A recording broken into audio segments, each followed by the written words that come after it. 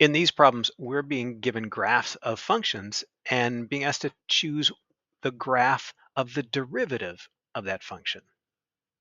The key thing to remember about this is really what the derivative is. The derivative is the rate of change at any moment along the function. So basically, it's slope.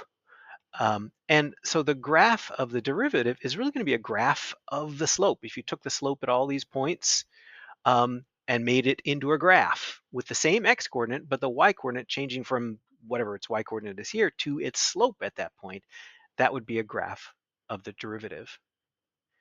So it can be helpful to figure out some spots where the slope is easy to see. If we drew a tangent line here at the bottom, at the vertex of this parabola, the slope equals 0 right there.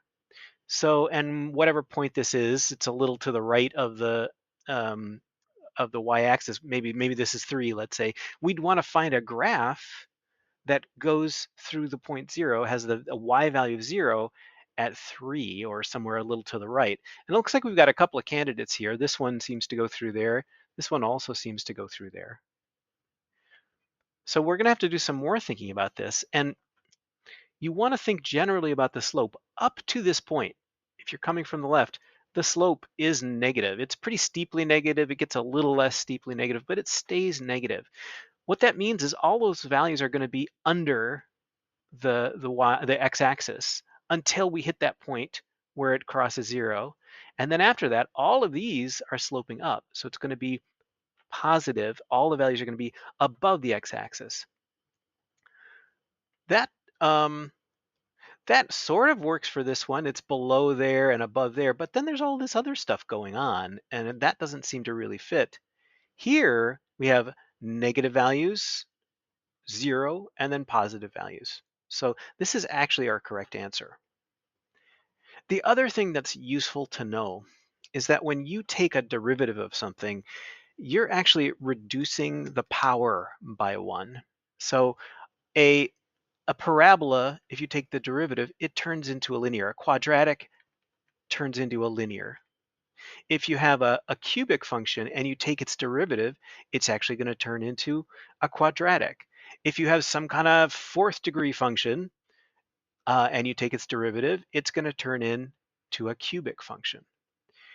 So that's something to look for too. You can notice these things, at least whether they're odd or even functions, by the end behavior. You see, we know this is an even function because the ends point in the same direction. They could both point up, like in this case, or they could both point down. Um, and when they have opposite directions, like here, we know that that is an even function. So when I take the derivative of this, since it's an even function, or since it's an odd function, I know its derivative is going to be an even function. And let's actually think about this one. We solved the first one, it's graph D. Let's think about this one. So right here at 0, to me, it looks like the tangent line would be 0. So I think this is going to cross 0 or touch 0 at 0. So it's going to have the origin in it. And it looks like, well, I suppose it could be, or it could be this one based on that criteria alone. If I think about the slope here, it looks like up until that point, all those values of slope are rising. It gets a little shallower as we get near here, but they're still positive. And then all of these values are also rising. So all of the values on the graph of the derivative are going to be positive. So no going below the x-axis. So that means it can't be graph B, and it's got to be graph C.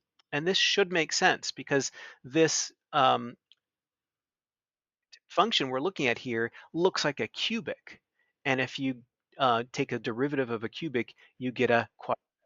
So that's what we're getting here, nice shallow parabola of a quadratic function. Okay, so we've got one more. And what is this thing? Well, it's an even function. I don't think quadratic because it's a little more complicated. So maybe it's a fourth degree function.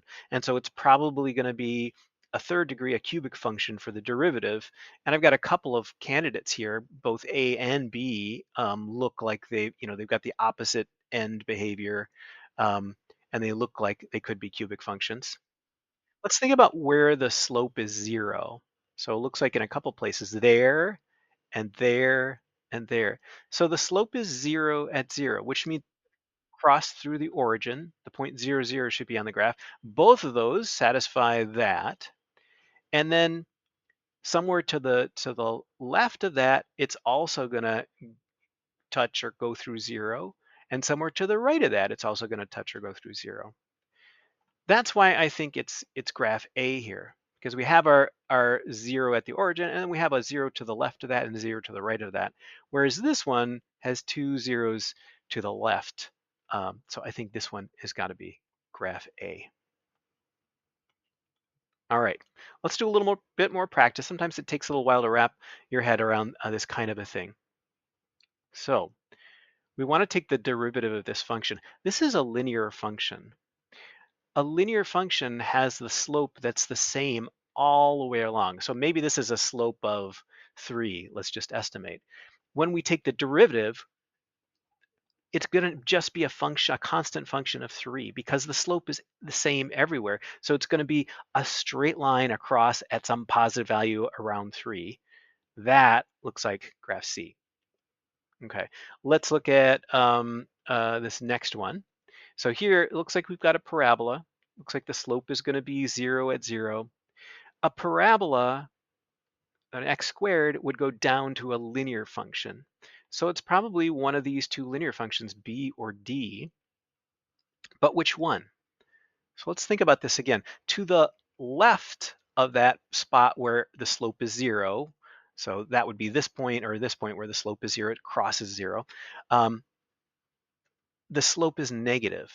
So until it gets to 0, the slope should be negative. After 0, the slope should be positive. Here we have negative values. Here we have positive values. This represents the slope. So this one's got to be it. This one would be the opposite of that. So this one is B. And then here we have another thing that sort of looks like a fourth degree function. So my guess is it's going to be A, but let's make sure we know. So it looks like slope of 0 there, slope of 0 there, slope of 0 there. So at the origin, it should have a value of 0. Good.